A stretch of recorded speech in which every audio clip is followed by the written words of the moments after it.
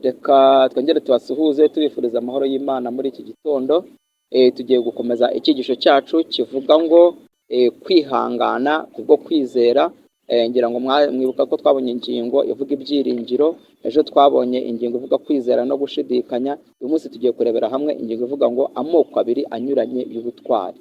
Njyewe ugiye kuyibagezaho nitwa Mugabo Emmanuel, nsengera mu itorero ry'Abadiventiste b'umunsi wa karindwi bavugurura Igikondo. Mbere yuko tujya mbere reka tubanze dusenge. Data wa twese uri mu ijuru, turagushimye kandi turaguhimbaje, tugushimiye imbabazi zawe, tugushimiye ubuntu bwawe, tugushimiye ibyo waduciriye inzira igana hera cyane, izina ryawe nirihabwe icyubahiro. Uyu mwanya rero twicishije bugufi tukwinginga kugira ngo uduhe amatwi yumva y'umwuka, kugira ngo tubashe kumva ijambo ryawe kandi kuruta byose turishyira mu bikorwa, tubisabye mu izina rya Yesu, amen. Reka rero dukomeze kuri iyi ngingo ivuga ngo amoko abiri anyuranye y'ubutwari. Kuri aba twaje ngo vuga ikintu cy'ingenzi mu byerekeranye no kuvura abantu kirengagizwa mu buryo bubabaje. Isomo turisanga muri Yakobo 5:16. Haravuga ngo mwaturirane ibyaha byanyu, musabirane kugira ngo mukizwe. Iki kintu hano mu ngingo y'ejo twabonye neza yuko iyaba twibwiraga ibyo gukiranirwa mu mutima yacu, Uwiteka ntabwo aba yaratwumvishe. Hano rero aravuga ngo mwaturirane ibyaha byanyu, musabirane kugira ngo mukizwe. Ni ukuvuga ngo iyo hari ikintu cyo gukiranirwa kiri mu mutima wawe cyangwa kiri mu mutima wanjye, kwizera kwanjye kuba kwamaze kwangirika, ntabwo nshobora gusenga hanyuma ngo nkizwe, ntabwo byakunda. Hano rero batubwiye ngo abantu bibeshya ni abatekereza ko kwatura ibyaha bizabatesha icyubahiro cyabo kandi bikabatesha agaciro muri bagenzi babo. Kubwo kwihambira kuri iyi myumvire mibi, nubwo amakosa yabo baba bayareba, benshi bananirwa kuyatura maze bakirengagiza ibibi bakoreye abandi, bityo bagatuma imibereho yabo irushaho gusharirirwa, bikanatera umwijima mu mibereho y'abandi. Ntacyo kwatura ibyaha byawe bizagabanya ku cyubahiro cyawe. Uwiteka aratubwira ngo kwatura ni byiza, ntabwo bitesha agaciro, ahubwo bituma ugira icyubahiro. Kubera iki? Kubera ko bituma mu mutima wawe wumva uguwe neza, kandi n'uwo wakoshereje nawe akumva aguwe neza, aho kugira ngo umuteze umwijima. Ikuremo icyo cyubahiro gipfuye. Gwira rutare maze umeneke, nibwo Kristo azaguha icyubahiro cy'ukuri kandi cy'ijuru. Ntibikabeho ko ubwibone, kwiyemera no gukiranuka umuntu yihangiye bimubuza kwatura icyaha cye. Hano turararikirwa kwatura. Ubu kwatura rero nibwo butwari bavuze hano muri iyi ngingo, muri uyu mutwe wo hejuru. Ubu ni ubutwari bwa mbere. Kwatura icyaha ni ubutwari, bisaba ubutwari. Utari intwari ntabwo wakwatura, kubera ko ugaragara nk'aho usuzuguritse. Uhisha ibicumuro bye ntazagubwa neza, ariko ubyatura akabireka azababarirwa. Aya magambo ari mu Migani 28:13. Ubu ni ubutwari, kwatura icyaha.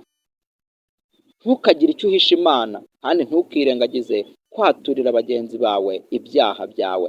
Mwaturirane ibyaha byanyu, musabirane kugira ngo mukizwe. Kugira ngo iri somo murabyibuka yuko ari ryo twahereyeho turifata nk'isomo ryo kuzirikanwa, tugenda no muri duhura naryo. Kuri be batubajije ngo igihe Eliya yari ahangayikishijwe n'ubuhakanyi mu by'umwuka bw'ishyanga rye, ni iki yakoze kandi ni gute Imana yamurinze? Iyo dusomye mu rwa mbere rw'Abami 17:1-3, tuhabona uburyo Eliya yagize ishyaka ry'Imana, hanyuma kubwo kumva umutima we ushenguwe n'uko Abisirayeli bari baramaze kwangirika, bangijwe n'ikigirwamana bitaga Bali. Bizeraga yuko icyo kigirwamana cyabaheshaga umugisha wo kweza imyaka, hanyuma Eliya we akaba azi ko umugisha uturuka ku kime kiva mu ijuru. Eliya kubwo kugira umutima n'ishyaka ry'Imana asaba Imana kugira ngo ihagarike imvura, hanyuma imvura ihagarara imyaka 3 n'amezi 6. Nibyo biri hano mu Rwambere rw'Abami 17 ku murongo wa mbere kugera ku wa 3. Eliya afite intimba nyinshi mu mutima yinginze Imana kugira ngo ikumire ubwo bwoko bwari bwarahiriwe mu nzira yabwo mbi, kandi ngo niba ari ngombwa ibugenderere ibuhe kugira ngo bubashe kubona neza uko bwatandukanye n'ijuru nk'uko biri koko.